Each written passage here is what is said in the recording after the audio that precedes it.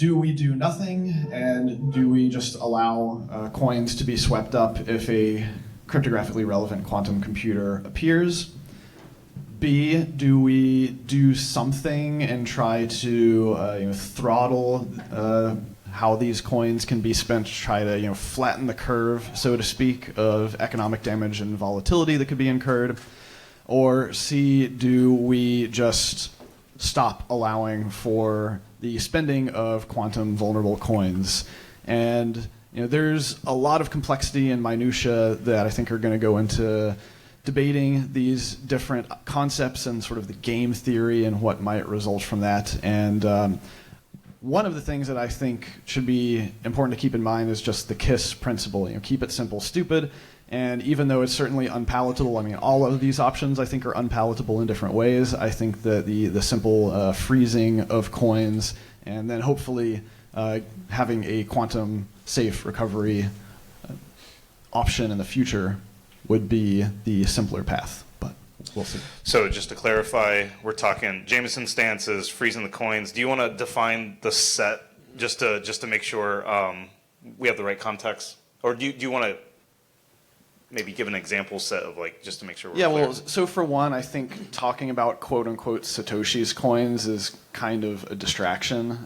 While certainly a decent portion of these coins may or may not have been mined and owned by Satoshi, really what we're talking about is any coin that is encumbered by a locking script that is requiring elliptic curve cryptography to redeem those funds. And so I'm not just talking about long range versus short range, I'm talking about anything, regardless of whether or not the key is currently exposed on the blockchain.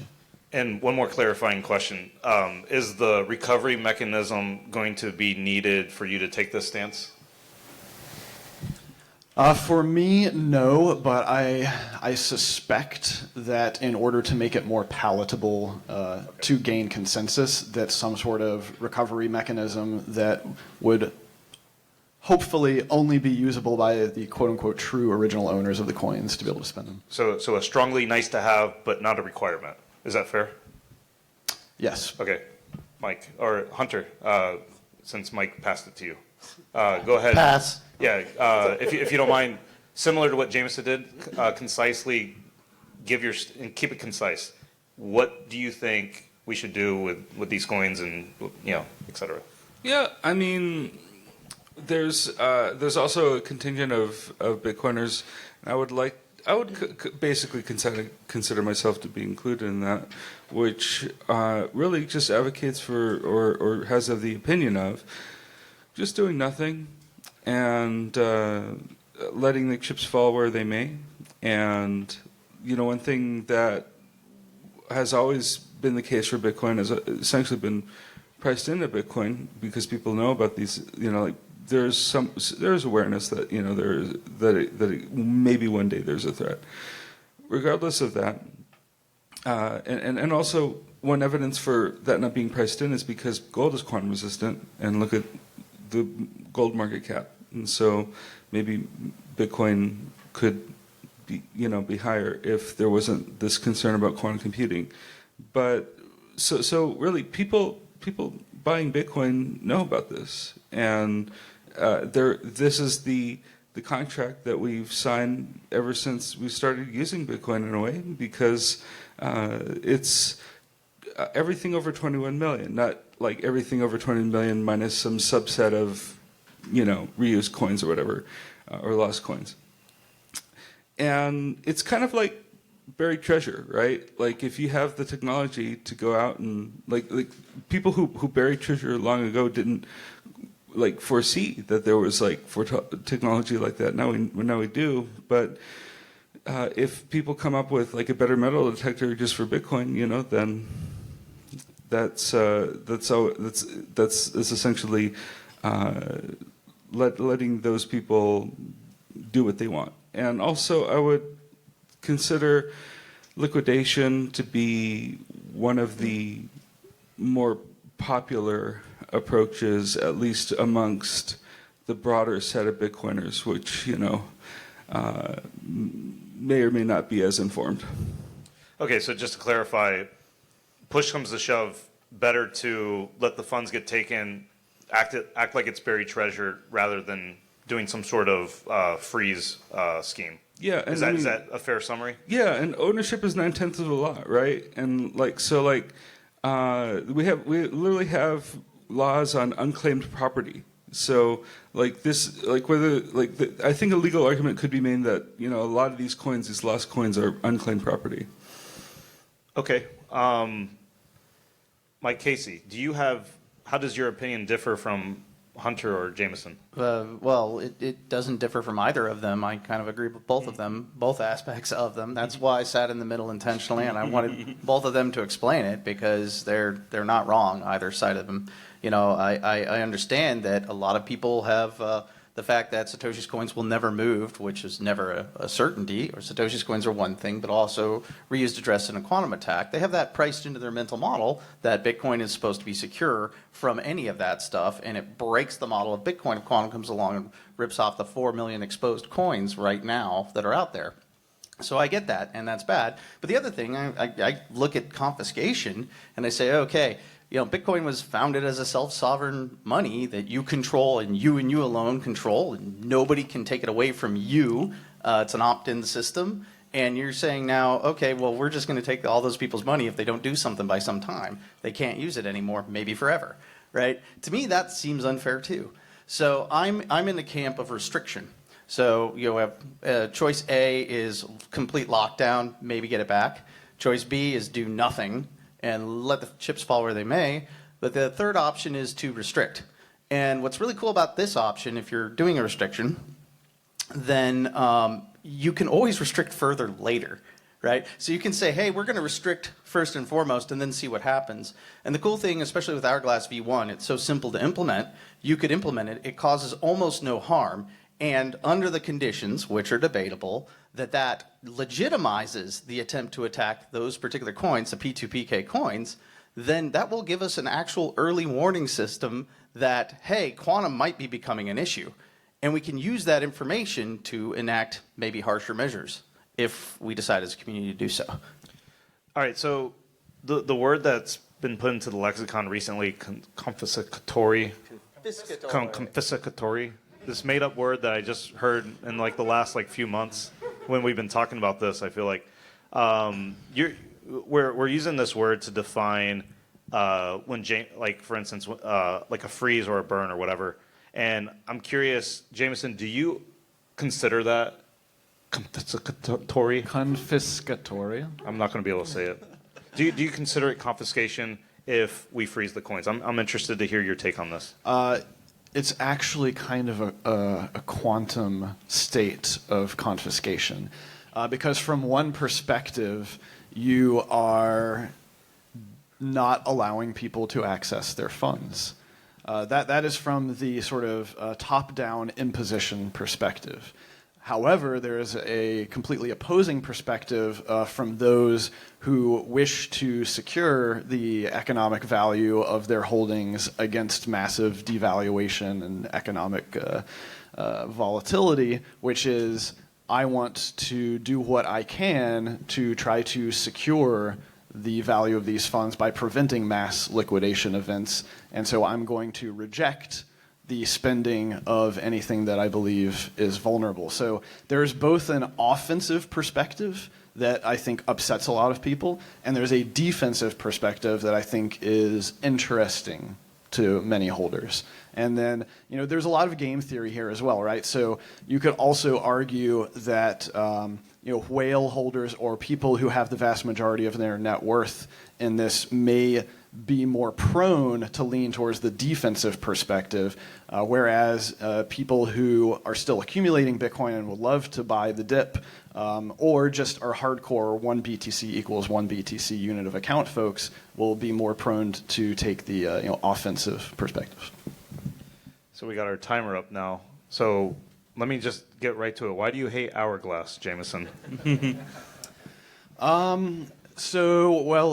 V1 I think was easier to reason about, but I had some issues with it. V2 creates more complexity, and with more complexity comes more things to argue about, is creating new sets of game theory, and I think will require more time for us to think through all of the possible scenarios of how this could play out.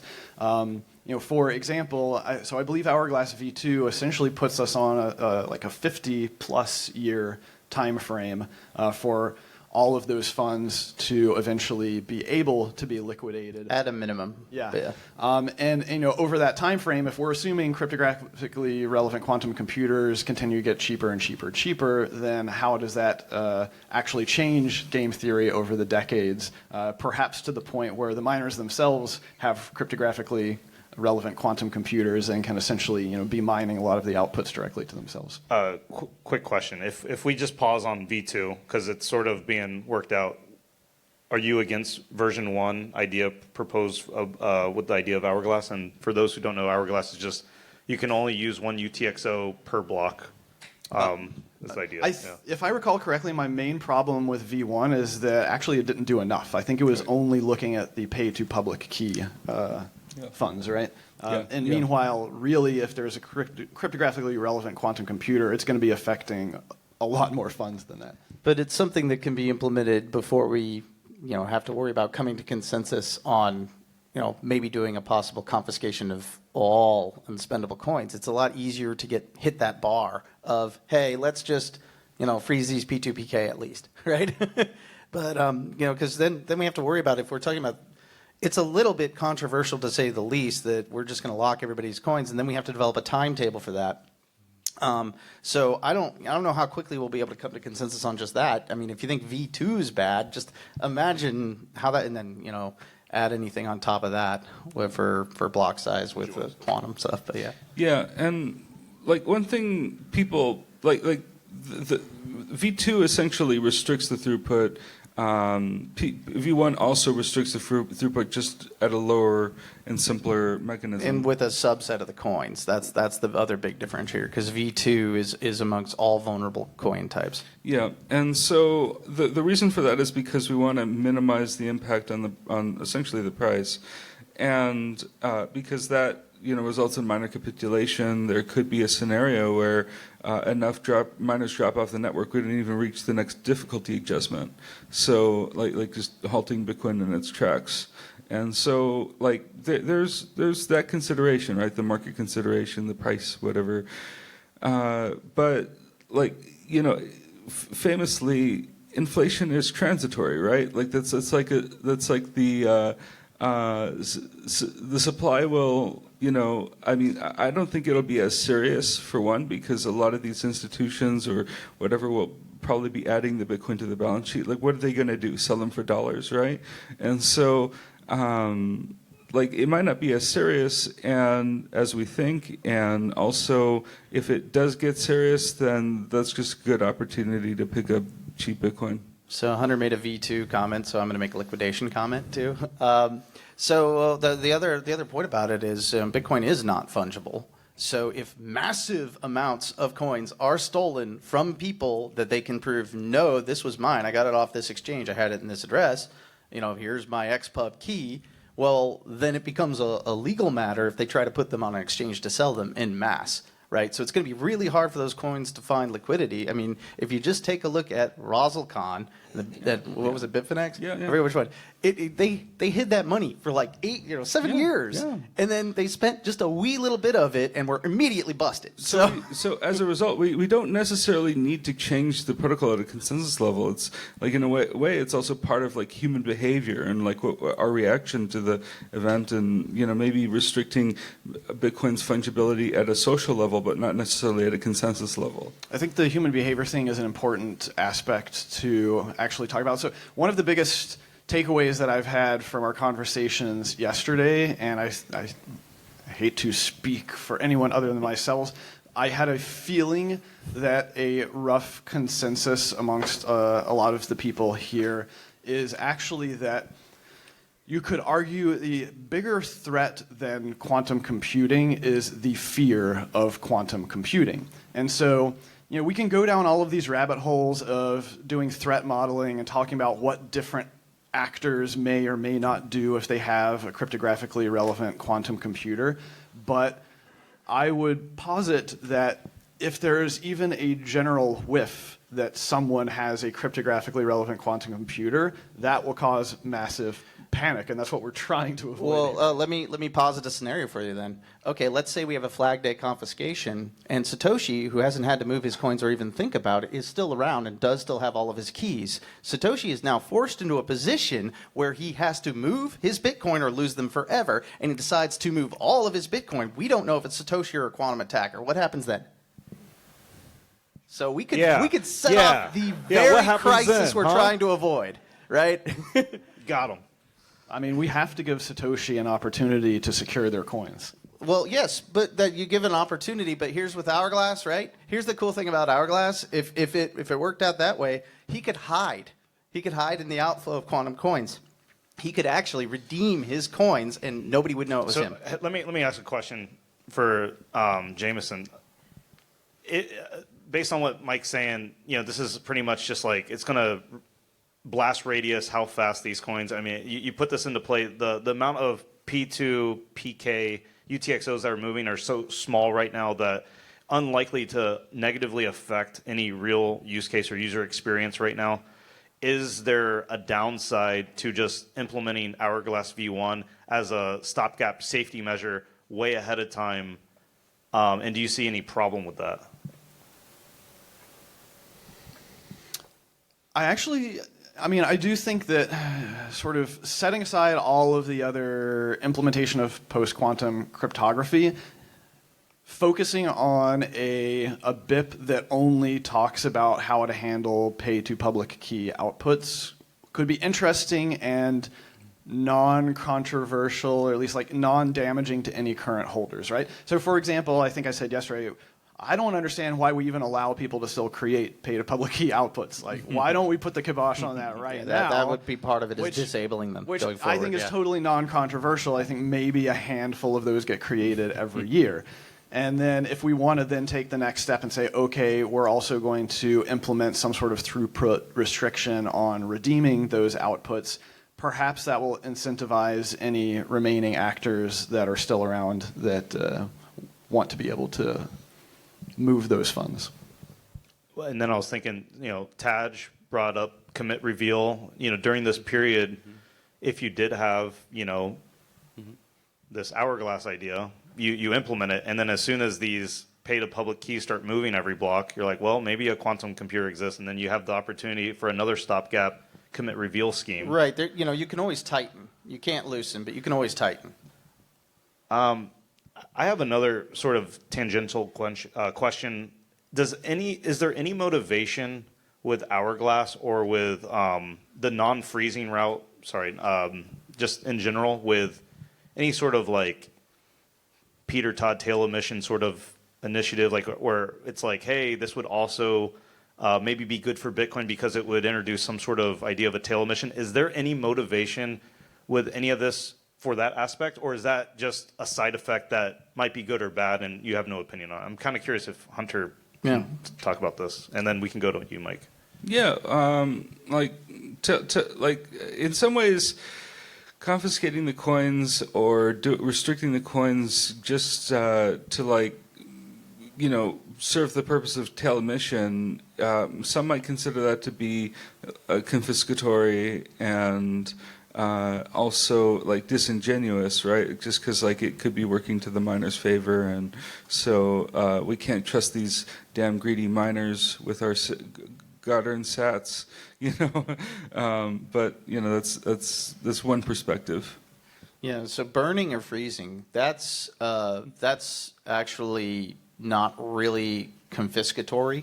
It's really you're denying them access to theirs. But if you do a redistribution, that is actually confiscatory because you're taking from them and giving them to somebody else, right? That they now have possession of these things versus just outright destroying them. So I guess that would be considered more, if you did a redistribution, it would be potentially more confiscatory than even just burning the coins. That being said, there's a massive security budget problem that's only going to get worse. And I just looking at all the data I see, I think we got about 8 years to figure out fees and a security budget. Otherwise, we're going to have to start making some hard decisions about a tail emission. and I don't want to have that conversation. So, That's okay. I already figured that out.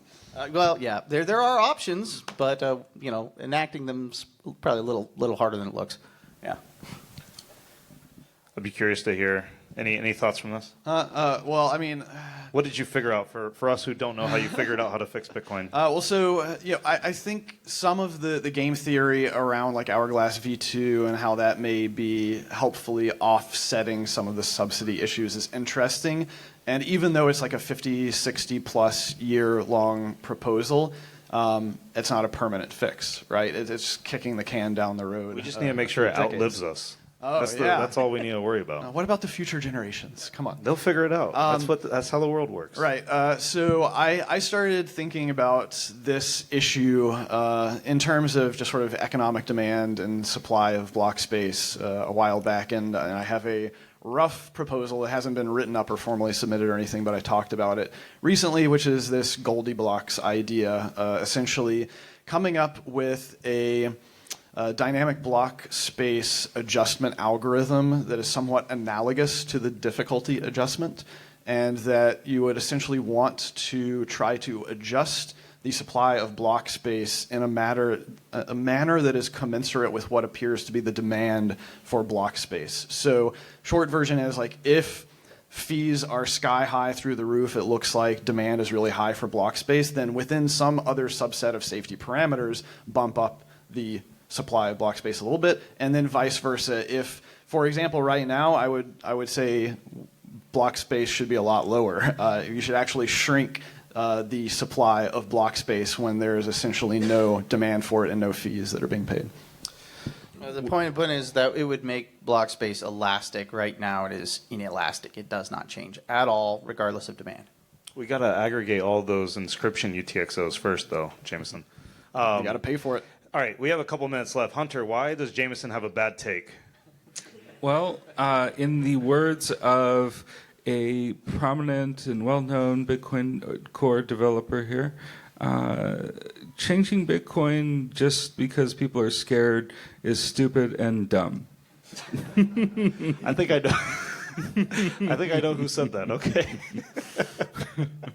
Chatham House rules, right? I mean, I was looking for a fierce debate, but it sounds like we kind of agree, disagree. Everyone kind of understands each other's take. Is there any sort of, we have like a minute left, 2 minutes left. Is there any sort of things that need to be fleshed out that you have questions to each other about? We got questions from the audience. Sure. I didn't know we were taking questions from the audience. Yeah. Could I ask? I don't know if I need a mic or not. Yeah, you do. Do you want me to pass mine? Oh. Okay.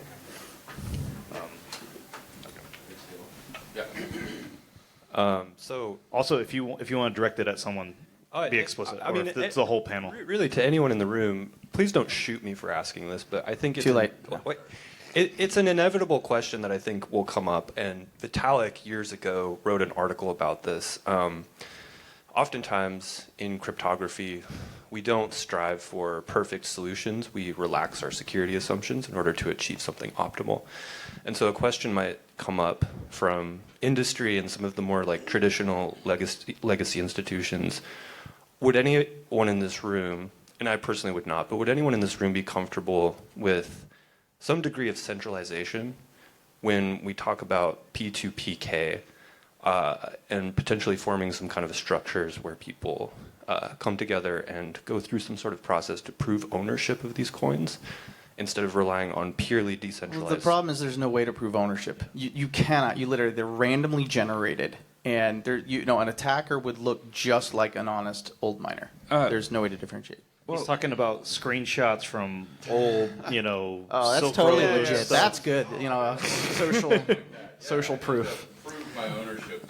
I mean, There's no way to. One potential avenue of quote-unquote centralization and safety that might be somewhat palatable in like an emergency situation is if we basically restricted the nodes from like relaying any quantum vulnerable spins, and you had to privately send them to mining pools and hopefully protect yourself a little bit. There's another possibility, which is just that you commit to a stark proof of your BIP38 or BIP39 secrets, right? So like BIP38 wallets are encrypted, and so you can take the pre-encrypted I see thing Chaj and shaking his commit head. to that. No, Taj, really?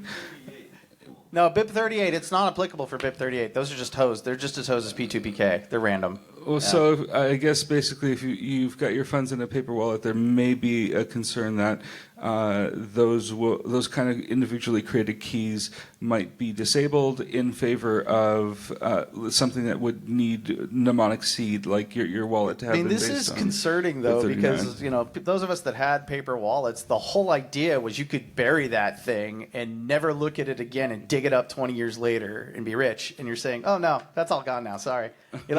Hey, Austin, how are we doing on time? One more question. I know we have a mic right here ready to run, okay, but then maybe two more. Okay, and two more questions, And then we all right. gotta cut it. and then we'll keep the answers concise and quick. So,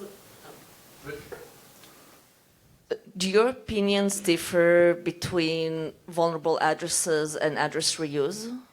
Well, that's the main difference between V1 and V2 is V2, it tries to address reused addresses in a manner that makes them still usable, but, limits them, rather strictly, and also, more fees. We had a lot of conversations about address reuse yesterday, and I think most, once again, try not to speak for everyone, but rough consensus, at least at the protocol developer level, seemed to be that requiring implementation of address indexes is a non-starter, but once again, we can bike shed about that. Well, and from what I understand, about 90% of reused addresses are like coins and reused addresses are there recently. These coins are moving constantly. They're managed. They have custodians or people who are using them actively. So that there's another argument that maybe we shouldn't necessarily restrict or affect reused addresses. Well, and there's one other thing. But should we take the last question? I just Sure. want to make sure. Sorry to pause you here. Let's just take the last question so we'll wrap up Yeah, there. so what makes me really uncomfortable about confiscation and throttling is it feels like a very fiat mentality to infringe property rights so we can kind of prop up the market. Like when we think about the context in which Bitcoin was birthed, like 2008, 2009, bailouts, Chancellor on the brink, this kind of has the specter of like a plunge protection team or isn't this sort of introducing a dangerous mentality that if we think there's going to be a market panic, maybe for some other reason, we're going to artificially constrict supply just to kind of keep the price propped up? Yeah. You want to handle that? Oh, I'm just saying 100%. Yeah, that's not that would be like violating Bitcoin's core principles and its founding and we tell a lot of stories about Bitcoin. That's definitely one of them. So yeah, I think that's stupid. Doing that's stupid. Yes, and well, it is inevitable that inviolable properties are going to be violated and people are going to be upset. So, like I said, some people will say this is quote a top-down centralized imposition upon holders, and then there is the alternative perspective that no, there's a large set of holders who actually consider this to be a security problem, and we want to incentivize people to secure their coins because it's not just about me securing my coins, it's about the entire ecosystem being secured. And I'll just say both of them are true. What you said, and that is true, but they're also, Satoshi himself originally said lost coins can be considered a donation to the entirety of Bitcoin. And if you allow people to reclaim lost coins, it violates that. So it's just pick your poison. Right? All right. Well, we're out of time. Can we get a round of applause for the panelists? Hey, thank you. I'm pretty sure I won.